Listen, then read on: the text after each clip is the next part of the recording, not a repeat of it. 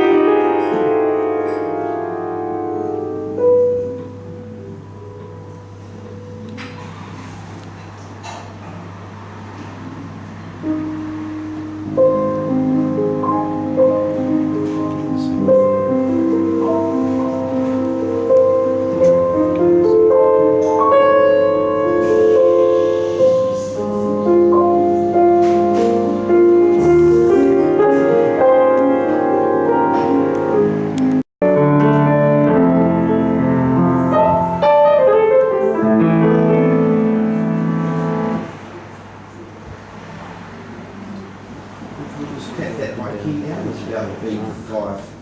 Keep going, you go. So it's sitting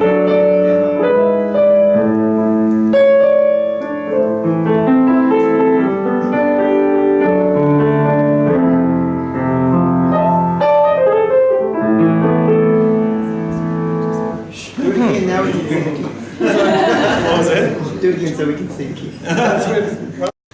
Ensure, I think, that your regulation skills and voicing skills, just basic core skills of our job, are in place. And the system just requires that cycle of refinement constantly because it's reliant on it. And that's kind of pretty much it, unless you've got lots of questions. I know that sounds ridiculous. But really, I mean, the system itself, in terms of working on it as a technician, is very simple, really. I mean, should I take it out? Yeah. Okay. Sorry, I should have got a screwdriver, but that's very poorly organised. In general, and its core values and stuff like that. So, I suppose what I'm saying is I'm going to delve into that second part of it more in the communication with pianists. Anyway, just a very brief background. So I trained with David for 4 years, and then how long did I spend that 4 years anyway?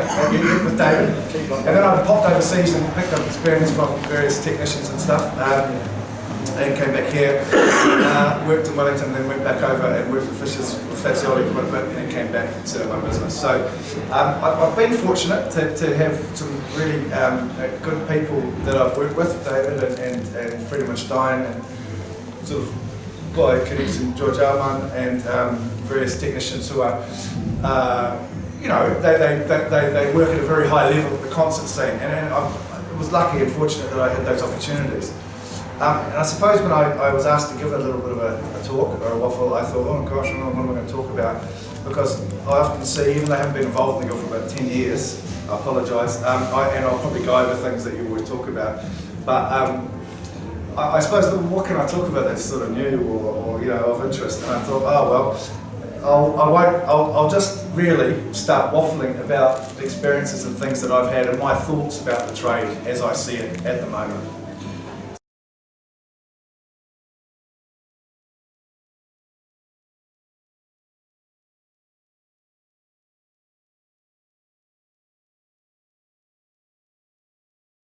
Oh, we've got to get our A game on here, because this is not normally what we might be doing, but we've got to deliver something here, and haven't.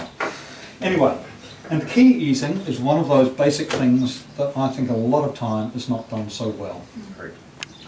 Okay, so we've got a keyboard here. And I'll go through what I might do. Oh, it's got no punchings. I wonder what happens to that. Lots of dips. Okay, so we're servicing the piano. The first thing like that, it's done and it dries. Really nice and easy. How would you clean the pins before that? With one of the metal polishers or whatever, and then a dry rag. Yeah. All right. If the pins are really dirty or there's some corrosion on them. Can I just dive into a drawer here? Die grinder, which I use in the workshop, and these screw-on adhesive pads. Punch a piece of felt and glue them on. All right. Spin it on the... All right. And I can, with the air die grinder, and it's that fast. That's for polishing. That's for polishing. And interestingly, some goes down the keeping holes. Yeah. Doesn't take much. Ooh, pipe cleaner. Oh, look what came out. Hang on, can you do Holy moly. Got it. Okay. It is worth doing. Or you can use your compressed air. All right, and it's fast.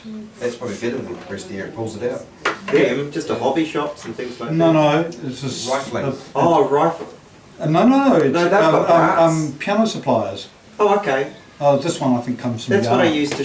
For the actual key easing, and these, you guys put, I think, pro felt onto the bushings. Absolutely. Yeah. Okay, for even more lubricant. Only with Spurlock cores, you know. Yeah. Indeed. Okay. David, what is the significance between the different lubricants? What's the significance, or why would you use that? Obviously on the key pins. One is the balance hole here, one is the top bushing, and one is the front bushing. And so the first thing is, and this was not dropping before, so the traditional wisdom with grand piano keys that this should fall hydraulically, all right? It should make a sort of a sucking motion as it goes down. Should not fall under its own weight. Once you put this stuff on, they go, Yeah. all right? But there is no fore and aft movement in the key. Okay? You have pulleys. They're not pulley. Okay. All right. As I put the key on, if I can feel the friction coming on of the top bushing here, it's too tight. All right. And when it's there, I want to be able to push the key left and right Just a little wiggle, isn't it? and see a little wiggle here, Hey. and I can't. All right. So this is in fact too tight. Hey, getting back to what you said, Profelt for more lubricant. Yeah, that's what I find. We don't understand that Profelt has lubricant in it. It is wool restorer that perfectly sizes and flattens the nap of the bushing cloth. No, what's his name? The American guy that came out here. Yeah. He said it's actually got like a Teflon. Balance hole, top bushing, front bushing. Right. So I want to see no movement here. And if there's any, before the key falls to the top bushing there, you can feel whether the balance hole is too tight, whether it's on the wrong end, whether it's too vertical. Can we get the white organ here maybe? Putting your finger under the key. It's definitely too tight. All right, but it is so subtle. All I'm doing is I'm crushing this wood here and here. Just the corners. Just the corners. That makes all the difference in the world. All right. Now these are dropping faster than probably Steinway would say is acceptable. They say they must suck down, but they're in a much drier climate. In Auckland, I need to do this. Oh yeah. All right. And probably in the Waikato you do as well. Oh, we're just ringing them out.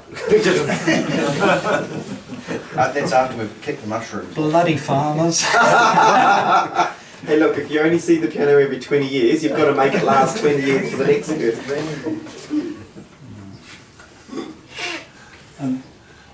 I mean, you put Chuck's water over his in north, aren't you? And this one is just ever so slightly tight. This makes such a difference to how these keys feel.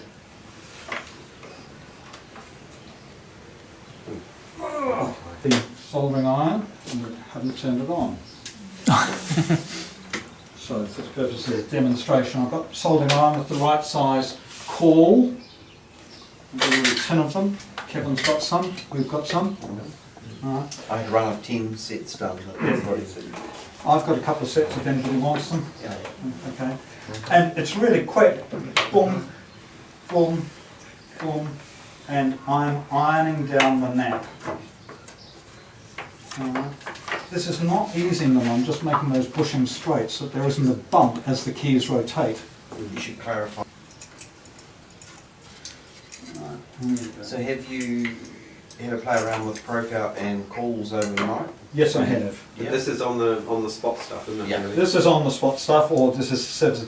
And this one here is too tight in the front. I've got no movement. I should be able to feel it knocking, just ever so. So now I'm going to ease the front pushing. In goes the pliers and a little bit of a squeeze along, a little bit of a squeeze along. Oh, you can of course use the iron on the front pushing. And this is incorrect. It would be useful for people to feel that. Sorry, I'm going to have to go I down need too. something here. Keep Graham fingering the key.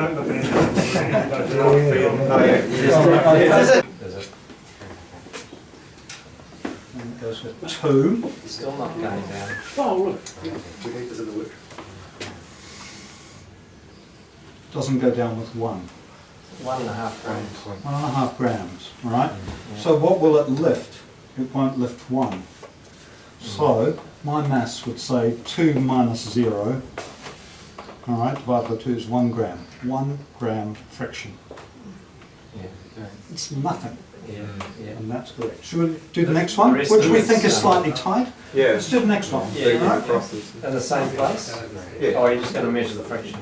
We'll measure the friction, we'll set it up neutral again. And this is, as I said, okay, so this one here, 5 grams doesn't move it. No. All right, and we thought that was incredibly supple. All right. 7 grams won't move it. The difference is enormous. Ceylon tape, you know, the plumber's PTFE tape? plumber's tape, and you can wind it round your repaired thread here To protect that. Release agent. as a release agent. This works really well actually. All right, so you bind this up, probably about 10 layers, you need lots. All right, around you go and you just wind it all up, the whole thing, you get the idea. All right. And you need so much to have a bit of clearance? Yeah, you want to make, this stuff is super thin, Yeah. all right, but you need a little bit of clearance. So you cover the whole leg in multiple layers, probably use a whole of these reels, but they're cheap, you know, it doesn't matter. And then you can fill up the bottom of the piano with epoxy, all right, and screw this into it and leave it overnight. And then in the morning, unscrew this quickly before, all right, and you end up with some of the seal-on thread inside the leg, but you can pick that out, and some comes off here, and you've got a perfect match for the thread inside the leg. Nice. Right? Works well, all right, but you don't always have that luxury, and they want me to make a new leg. And I've been fascinated by wooden threads for quite a while, and I had a crack at making some. For good fun. And this I have prepared. So what did you soak with them, David? The cheapest vegetable oil I could find. Alright.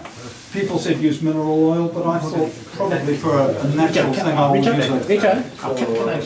Charlotte said, this is on special at the supermarket. This is what you've got. Alright. And what tip is that? That's oak as well. Okay. But it's a different oak. This is, I forget what it's called, but it's one that grows quite commonly here. Okay. It's So not just a white oak of sorts. Yeah. What's 44, an inch and 3/4. Inch and 3/4. Anyway, we'll count them later. Yeah. Go. Here we go.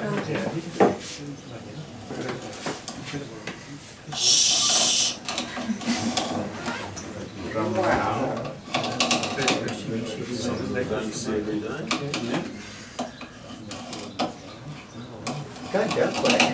Sea shanty while you're doing this. Yeah. Where's the rum?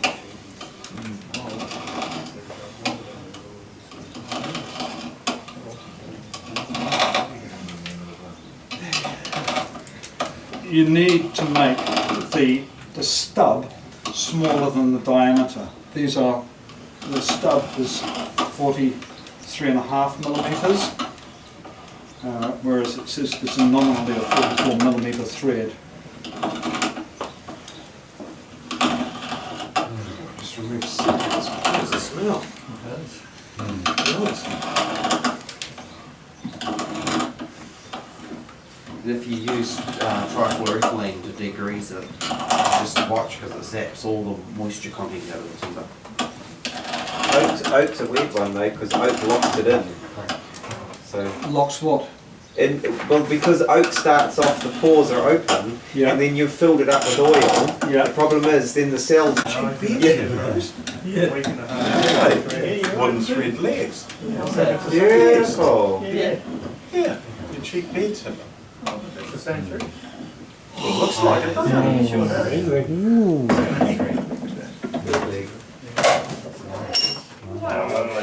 Fantastic.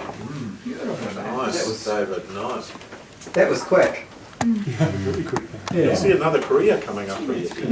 How far has the oil gone in? Can you see? Does it look pretty wet? It hasn't actually gone to the bottom of It has. I was surprised. It has. Change I can change this bevel here. Yeah.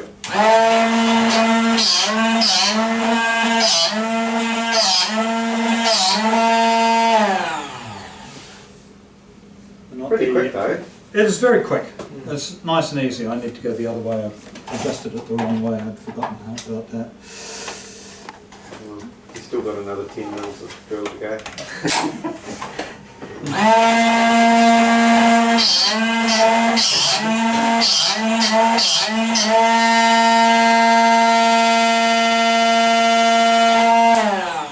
We're getting there. We're not quite there yet, but it's very nearly there. Just wants another touch. You can replace the little stone and Yeah, the sharpening Has a little stone pull-out tray of rubber. is in there, and you can get replacement stones. Yeah. All right, and if you want to split that drill after it's sharpened, you poke it in. You just poke it in there that way cut celery. and that way. Done. Cool. Wow. All right, and it just cuts the back edge off that web. So we need about a real one. Yeah. All right. But look, it's not the flashiest tool in the world, but it does the job for what we need. Yeah. We had an interesting one with drills recently. Lippensburg. Playing more aggressively. Also, into the Shigeru range, of course, completely handmade right down to the bass strings. And that was really the quest for them to design what they felt was the best piano they could. And that's where they've come to with these. Shigeru Koichi's son, I believe adopted son. I think Shigeru actually married Koichi's daughter, if I'm not mistaken. And took the Hawaiian name. Shigeru was the figurehead behind getting that design happening. And now Hirotaka, I believe, is the head of the company. That's since Shigeru's passed. So they've kept it as a family business for a very long time. These are the absolute premium prestige pianos here, the Shigeru's. The GX is more the professional range, we'd say. For a concert pianist, of course, the Shigeru range, and the Shigeru Kawaiis in the smaller, still handmade range, are ones that I would look at in terms of putting into somebody's home who really wants that really premium piano. That concert pianist who might not want the full size piano at home, but still has that strength. And quite a bit of bottom end comes out of that thing for the size of it. It's pretty impressive. So what are the lengths of these two? this one's 180. 180. This one is 227, if I'm not mistaken. I believe. Yeah. It's 227. Yeah. And the one above that is the EX, which is the full concert piano. Wouldn't be too many places we keep that on full. We do have one of these in St. Matthews in the city, the SK.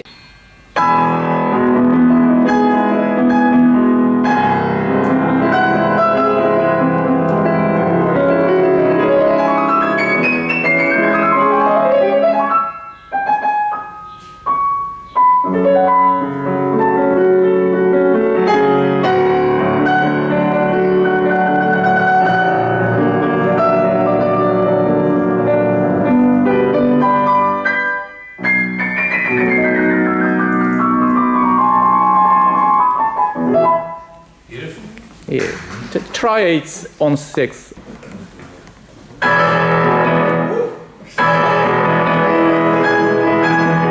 This is positioning in the room, right? Oh, These walls are making a big difference.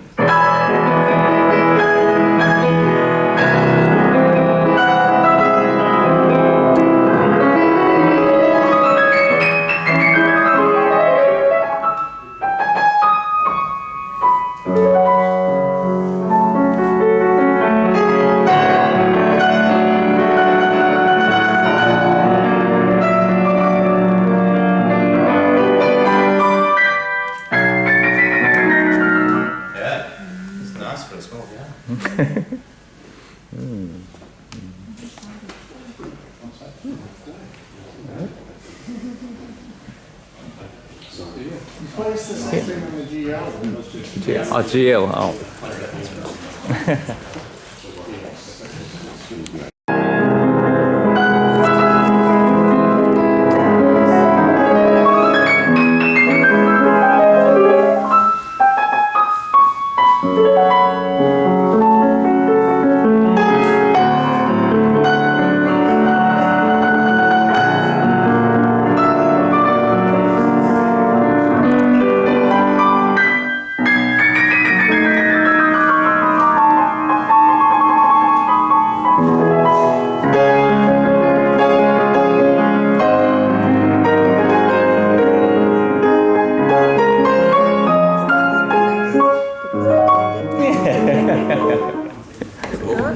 It was recorded. Very good.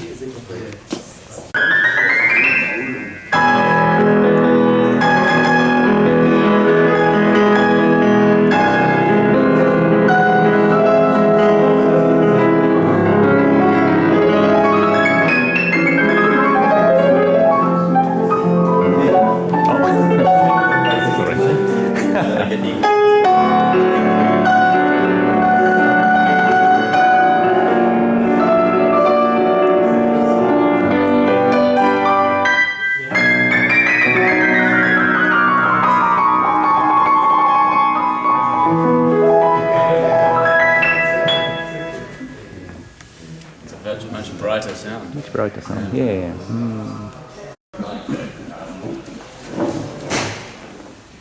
Can you say something? Probably, yeah. Yeah, as Michael mentioned yesterday, the hammer is sort of spring. Yeah, the object of the spring and maybe core hardened area. And in, like for example, just simply hammer has like the crown area first, and then very tight spring around the core of the striking area, and then have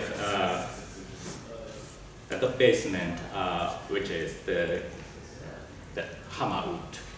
So this is basically the model of unvoiced hammer, or very raw hammer, just made out of a factory and then put in the bin. So imagine this bang to the string, and then what happens? So just bang and return, that's all. So that sounds like a rock hits something, just bang, nothing later. So that not sound of like piano. So that's where we need to a voice. Oh, thank you. Oh, yeah, thanks. Yeah. Yeah, so we normally a voice in the felt, maybe say shoulder area. So this that kneeling makes this very hard felt structure. We just breaking that structure into a little bit loosened, but still felt joining each other. So that works as if like spring. Even if the felt spring crushed, it's returned after. So that goes like a crown and a slightly spring and hammer wood. So this goes into the strike into the string. So this has a bit of spring. That's when it goes like this model. What happens is just this hammer goes into string. Then when touching string, the spring, the basement presses onto the string with shortening the string, spring. So it's going up a little bit with spring crushing. Then finally string pushes back the hammer, as well as spring is opening to the bottom, and then gravity pulls the whole hammer thing. Yeah, so the time while a hammer touches the string this has a very short. Yeah, because no cushion, no spring here, and just bang and return. So very short time. And then if a hammer has a spring like this, it's a bit more time. And that erases too much higher partials. Then get more fundamental frequency series, and then less high partials. So that gives a mellower or softer sound. Not just a frequency pattern, but yeah, we can talk about maybe later.